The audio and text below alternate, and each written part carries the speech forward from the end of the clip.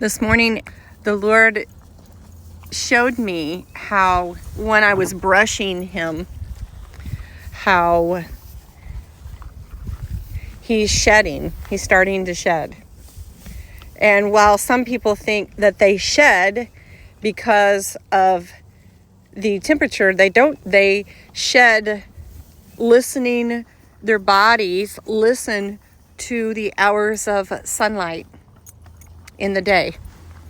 And so some people are like, well, it's still cold. And it's like, no, their bodies were made to respond to the hours of daylight, the hours of sunshine. You can research it. And that brought me to a thought that he's losing enough hair that he's shedding.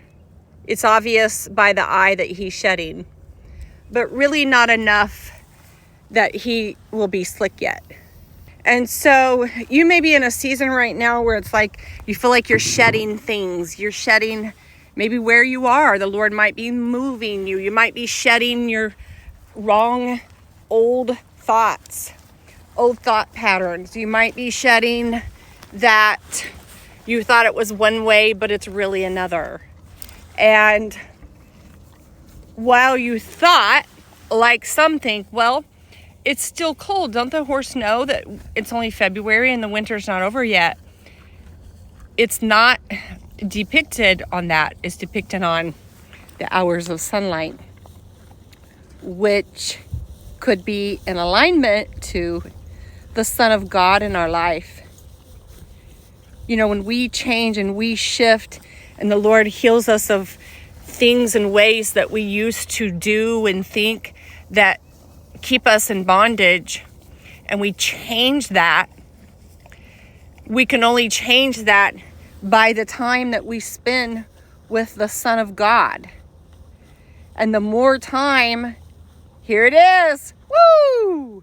The more time we spend with the Son of God, Jesus Christ, the more we will shed, the more hair will come off, the more we will shed and become less hairy, less, summer's coming, but as the daylight stays longer here in mid-Missouri, he will become very slick and shiny, and this extra hair will shed because he will no longer need it.